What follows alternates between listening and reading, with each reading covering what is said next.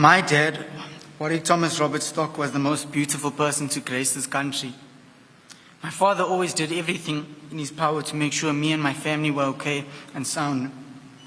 Regardless of how he felt or his financial situation, he always made a way and had a plan. As a TV host or podcast presenter or DJ, he never failed to bring joy and smiles to the people listening and the people with him. Even if he knew what he said was controversial, he only spoke the truth. And obviously there would be people who disagree with what he says and his views, but he stood by what he thought was right. And that's the true definition of a courageous and resilient man. As a dad, however, my father was the complete opposite of how the media portrayed him. My father was the life of the party and the brightest light in every room. Whenever we needed someone, he was there. I remember when I was in hospital for 10 days. And throughout those 10 days, my father was with me. From 6 in the morning to 9 at night, whether you were sworn at by the security or the nurses, he stayed with me. He was there when I needed him the most. Whenever we needed guidance and whenever we needed advice, he was always there because he was the wisest in the family. Whenever we needed anything, he was always there to provide and give us what we wanted. He spoiled us all. He was always nice to everyone. He never acted like he was above anyone. He just acted out of pure love and respect for everyone.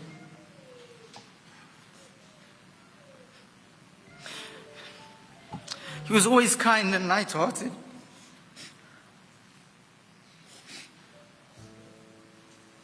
That was my father. My father was my hero. He's the person I look up to. He's my inspiration. He was my rock and my foundation. My dad's legacy will live through me and my little brothers, and I'll do everything in my power to make him proud. I love you, Dad, and I hope justice is served. Thank you. 4 people have been taken in for questioning following the murder of Warwick Stock, popularly known as DJ Warras, as investigators zero in on possible links between the killing and ongoing tension at a Johannesburg CBD building he was contracted to secure. On Thursday night, members of Johannesburg Metropolitan Police Department carried out a raid at Zambezi House, an 8-story apartment block in the CBD. Stock's company, Imperium Ops, had been appointed to provide security at the building. DJ Warras was shot dead outside Zambezi House just after midday on Tuesday.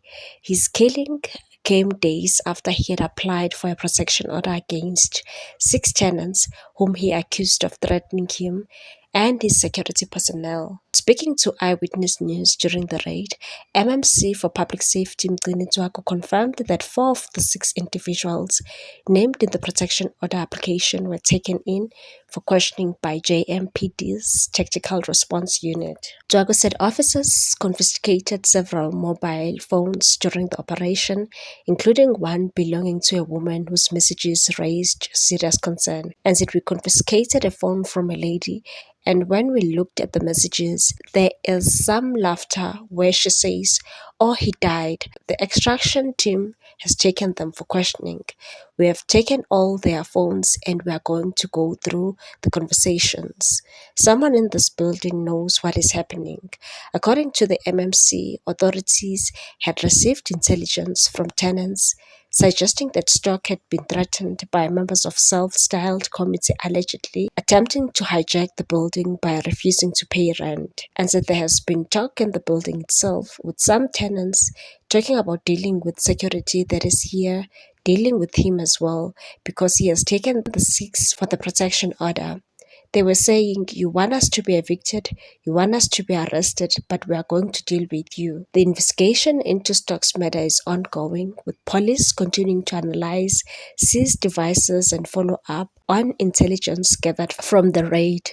No arrests have yet been confirmed. The murder of DJ Warras has exposed the entrenched and highly lucrative organized crime networks operating through hijacked buildings across Johannesburg's Central Business District. The MMC for Public Safety, Dr. Mgcini, said analysis of the footage strongly suggests that the killing was a targeted hit linked to Stock's work to reclaim hijacked buildings, and we believe that this was a hit. Chad Thomas, an organized crime investigator at IRS Forensic Investigations, said hijacked buildings in inner cities across South Africa have been a growing problem since the mid to late 1990s, forming a core revenue stream for organized crime syndicates, and said that the money that organized crime syndicates can make from slumlord operations is astronomical due to the sheer volume of people that they can squeeze into apartments.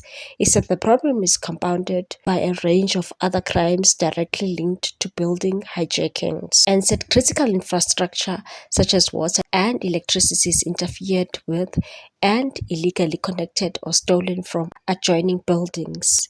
According to Thomas, hijacked buildings are also used to facilitate a spectrum of serious organized crime, and said hijacked buildings are used to further other organized crimes such as human trafficking, prostitution, drug dealing, and hideaways for violent criminals on the run from the authorities. Thomas said hijacked buildings have in fact become no-go zones for authorities due to the extreme danger posed by armed, organized crime groups operating within them. Making matters worse, he said, is the fact that many of these buildings have been left unmaintained for decades, and said these buildings have become severe safety and fire risks. Many of them cannot be salvaged and have to be condemned and demolished. He said many legitimate landlords have turned to private security companies to identify hijackers and wrestle back control of buildings. He said certain specialist security companies are able to successfully take back control, rehabilitate buildings, and ensure the safety of legitimate tenants. However, Thomas warned that the profitability of hijacked buildings has attracted rogue operators into the sector, and said unfortunately, due to the money that can be made through unscrupulous methods, we are seeing more and more pseudo-security companies jumping on the bandwagon. I don't know if Caesar was on this particular one, but we went to a Castlelight gig that we were doing in Plettenberg Bay, and Warras was so afraid of missing his flight in the morning, so he insisted that we stay in the same room so that he wouldn't miss his flight. And I was like, friend, no. Then he was like, ew, man, don't think like that. You're my son. Then I was just like, Warras, that's weird. Then he was like, don't worry, friend. We're going to put the pillows. We're going to do everything. And I was just like, Warras. He's like, no, man, I just need a cuddle. I just need a cuddle. And the thing is, I was worried about what people would think of me because they're going to think, but no, that's not what's happening. We're literally brother and sister, and we did sleep and cuddle, and the pillows were there, and we cuddled, and he said, thank you, my friend, I really appreciate this. I got with them.